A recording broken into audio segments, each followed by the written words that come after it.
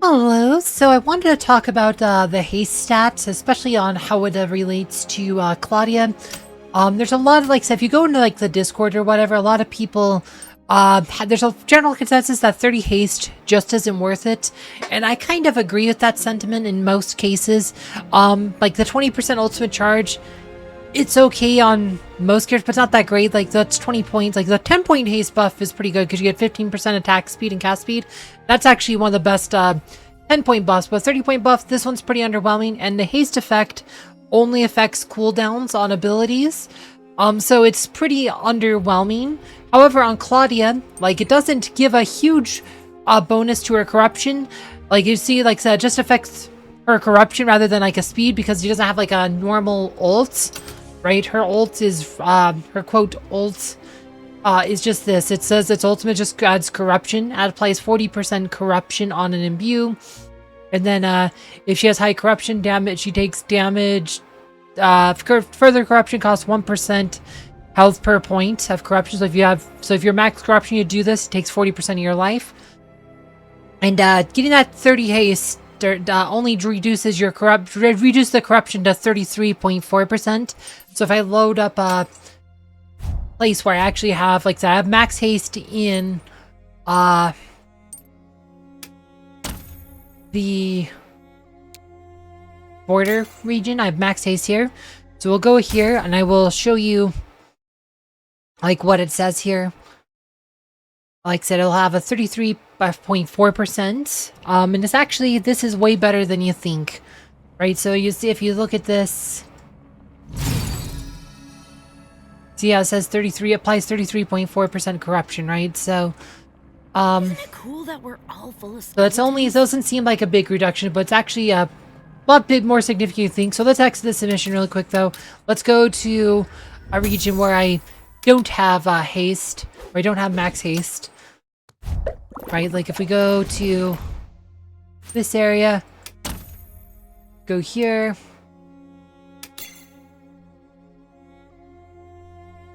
And just to show my loadout before I do. See, I only have 10 haste here, so I do not have the extra 30. Right, so we just have the 10 haste here. Like I said, my stats aren't as optimized as these other regions. Like the border is by far the most popular mission. Like they have the best missions. Like it's pretty clear. Like that's the area they finished first. But so we just have normal here. So it applies 40% corruption. It should be noted that the haste only affects these two abilities on her. Affects her gross scoop, which is normally a 35-second cooldown, and then affects her a yoink, which is normally a 12-second cooldown. At max haste, this only goes down to 9.2%, and this goes down to like 22.7 from 35. That's the only two abilities affected. Like I said, this regent, it's always 7 seconds per regent. But the advantage of having the max haste, like normally, like if you imbue, like it adds 40% corruption, right? If you so if you do this, boom, imbue. See, 2 imbues, we're already pretty much high in corruption. Look at all that damage I just took from just the 3rd imbue, and boom, like yeah, it's you go into high corruption really fast. With normal, with like below 30 haste. However, let's go back to the border there and I'll show you, like, this is why it's actually good. Actually a big deal. Let's just do minis. Minis are the best way to showcase this.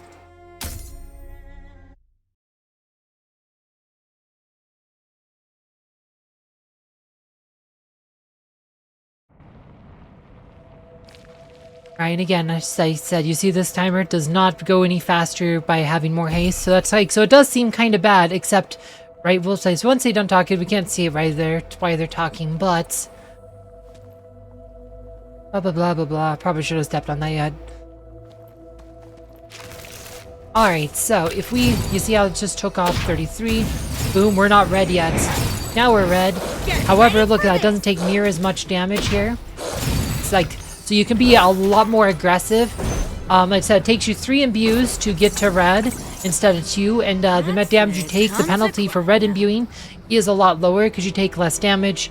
And it just, like I said, just ends up being It's only a 6% reduction in corruption, but effectively, because of how her kit works, it ends up being almost a 50% more often imbue. And this is super important for her damage, because her basic attack does not do a lot of damage unless you have these little charges from her wolves. Like, you see how much damage that does? 722, right? 722, 722. Oh, he just died. Because I'm not playing seriously right now, so 722. Now we have no charges left. See, it's just 361. So you get double the damage by having those, and being able to imbue these wolves give you twice as many wolves. And also, the wolves do a lot of damage. Like, so it just greatly increases your damage output by being able to imbue more often.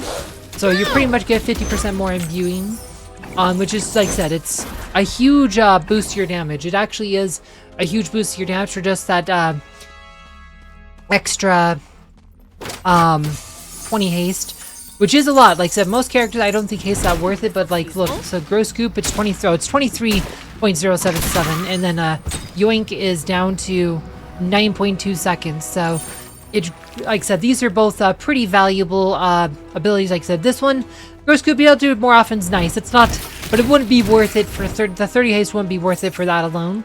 But as the 30 haste is worth it because you can imbue a lot more often, be much more aggressive with your imbues. And I've, like said, now is it better than trying to max out her endurance? Like, you don't want to go to 0 haste, because I do think 30 haste is better than 30 endurance on Claudia. However, because of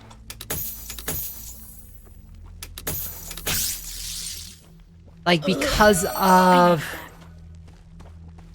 endurance, like you can get to 30, because if you get to 30 endurance is pretty worthless on a mage unless you get to 30, but 30 endurance gives you a plus 60% damage bonus, which is pretty significant. So like with the new with the dungeon and stuff, where you can get like new accessories and new gems that give you more stats, it's now possible to get a 30 might, 30 precision, 30 endurance build. And so they're like, put you and still get that 10 haste. So that might be actually be the better build, but that's all, again, that's something that have to be tested. Like, but 30 haste, don't sleep on 30 haste on Claudia. A lot of other characters, the strong case, it's not that good. But like I said, because it's just 20% more ultimate, not that great, and the cooldown's usually not that as good. Like, you'd rather max out your damage stats, or like I said, on so pretty much everyone but tanks, you want to max out might and precision. On tanks, you want to max out fortitude instead of precision. But 30 endurance, really good actually. Okay, boom. But 30 haste on Claudia, I really do think it's really good on her because of how her kit works. So now we got the boss. And now I'm just gonna good example here, so we can imbue that. We can imbue that. Take a dip. If I want to imbue that. So there you go. We don't have to worry. It's like, so a lot of times you'll be waiting for like to be able to do your timer. So boom. So we have the wolves. Like, a lot of this will happen. You'll be red a lot of times, and then you have to wait for the stuff to cool down. But being able to do this more often means you're waiting a lot less for your next imbue. And pretty much you never want to summon wolves without imbuing them if you can avoid it. So just like I said, just being able to imbue that much more often is just super important for consistency, because you do so much more damage when you have your buffs, when you have your basic attack buff. Like, it kills them a lot quicker, and being able to summon more wolves means you have plenty of this essence here. And that's why you always want to be able to imbue your wolves. And that's why I kind of feel like 30 haste might actually be a must-have on Claudia. It might be a must-have on Claudia, just because of how her kit works. But if we go back to the loadouts here, like, let's look at endurance. Like, I have hers as 0, but if you get max endurance, you get 60% damage, as long as your stamina's like at full. And on mages, you almost never use your stamina. But like, this becomes a pretty much a flat 60% damage bonus, which would stack with like these ones, the 150%, and your crit bonus, which also gives you crit damage. So the endurance is also really good. So there is a case to be made that, especially now that we can get the high level, like there's new accessories and stuff you can learn in the dungeons, like the second week of the dungeon, which I haven't done yet. And there's also like new jewels that are really good. Wait, I don't know. So we still go loadout. So if you look at here, you can socket. Like you have all the +4s, but now there's like stuff you can craft that has a +3, +2. That's right. We need to go to crafting. That's why I do need to do workshop crafting gems. I now have to make 3 might, 2%, so that's +5 points. And there's accessories in the wing 2 of the dungeon that has 2 gem slots instead of 1. So you could end up with a 110 point build. So you could do 30, 30, 30, 10, and 10 builds become a reality. So it might really be that 10 haste is exactly what you want after you start doing the dungeons. But 30 haste, don't sleep on it for Claudia. Most characters don't think it's that worth it. But I thought I'd point out how this works because there was a lot of confusion on it. But yeah, if you want to know more about the dungeon, I did do a video about Wing 1 of the dungeon a couple days ago where I said, and this is soloable. I actually soloed it in the video. It took me a couple tries, but I did solo it, and you can find that video down below. As always, thank you for watching.